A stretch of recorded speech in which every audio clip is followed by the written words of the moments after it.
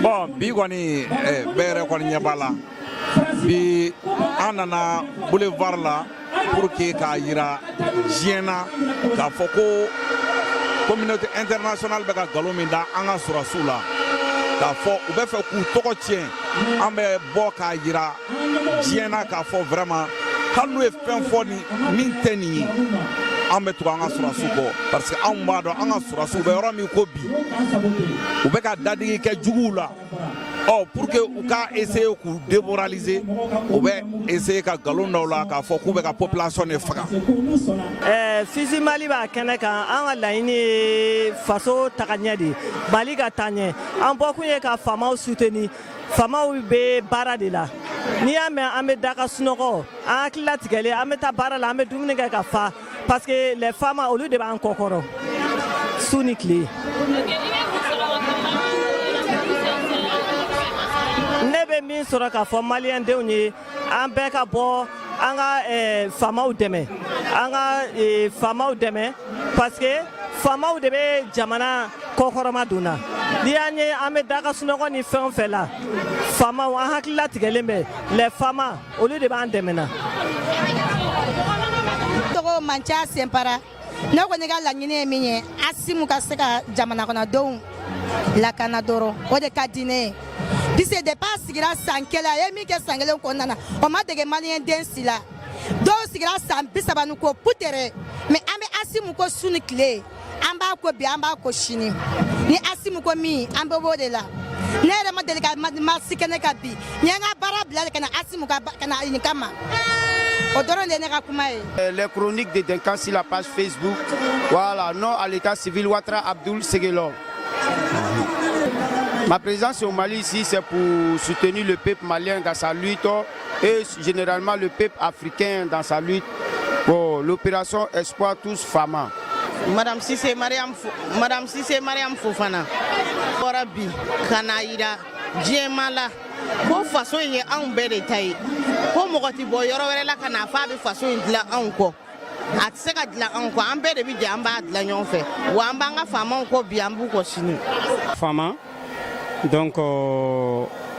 j'espère que laɲini ye kelen pewu de k'an ka armée soutenir k'an ka transition soutenir quoi an ka laɲini y'o de parce que a sababu kɛ jumɛn an y'a ye waati dɔ kɛra tubabu hali n'u tɛ bɛn u ka opposants ni républicains u bɛɛ faralen ɲɔgɔn kan ka an kɛlɛ bon donc an yɛrɛ dama minnu bɛ yan nɔ an fana man di ɲɔgɔn ye donc an ka laɲini ye min ye ka maliyɛn den bɛɛ lajɛlen fara ɲɔgɔn kan an ka don da kelen fɛ ka bɔ da kelen fɛ. Kɛnɛ ka yan nɔ bi ko fɛn min ye an ka finitigilakaw ye an ka golomasilen tabagaw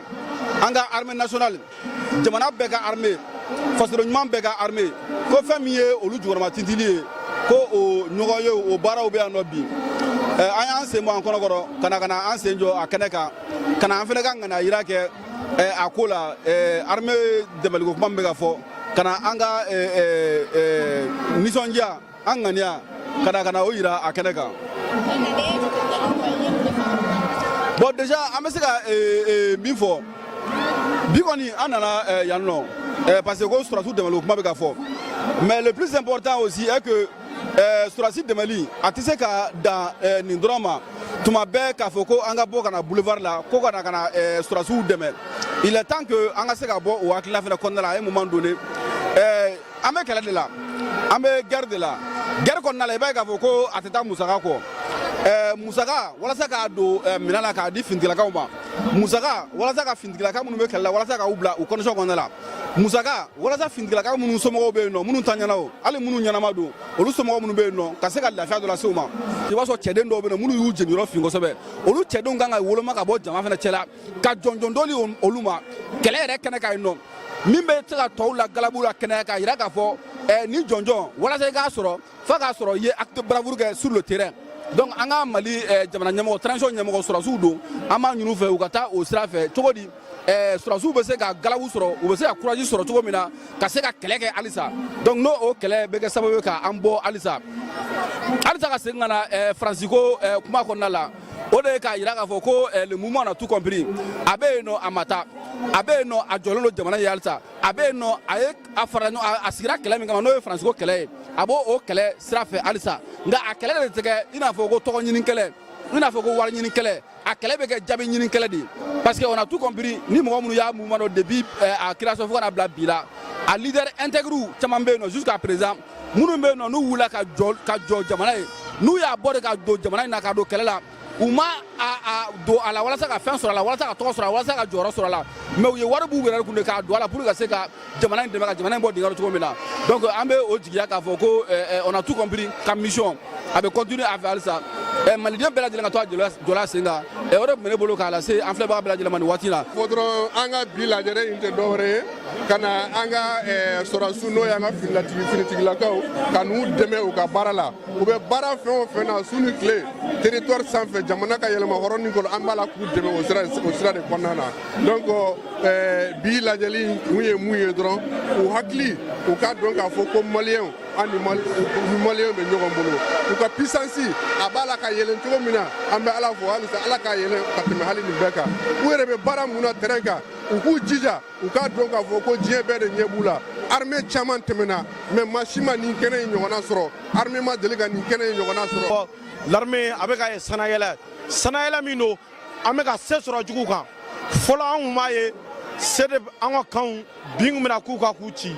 mais bi Asimi ko ayi k'o tɛ kɛ an ka sɔrɔsiw de bɛ wuli ka taa juguw ɲini bi ka dankariw la o de y'a to an bɔra k'a yira bi o kɔnɔna na an nan'a ye muraw kɛra juraw kɛra fɔba jugu dɔ bɔra k'a fɔ ko Mali sɔrɔsiw taara exaction kɛ mura k'a sɔrɔ don tɛmɛna o mɔgɔ kelen de tun bɛ k'a fɔ ko Mali sɔrɔsiw de ye cɛw ye minnu bɛ kɛlɛ ɲɛdɔn k'a kɛ u tɛ bin mɔgɔ kan mais an nana an tɛgɛ di partenaire wɛrɛ ma olu bɔra k'a fɔ bi ko Mali sɔrɔsiw bɛ exaction kɛ parce que an n'olu kuntanfa tɛ kelen ye alors an y'an yɛrɛ ɲininka est ce que waati dɔ ma se maliyɛn minnu dalen don a la ko sɔrɔsi ninnu ka baara la u ka bɔ k'u yɛrɛ yira k'a fɔ anw de y'u ci u bɛ baara min na an m'an yɛrɛ y'a kɔnɔ o de y'a to an bɔra bi le 13 vendredi n'o ye kalo tile 13 ye san 2022 ka yira k'a fɔ sɔrɔsiw bɛ min na bi an maliyɛn de an m'an yɛrɛ y'a kɔnɔ anw de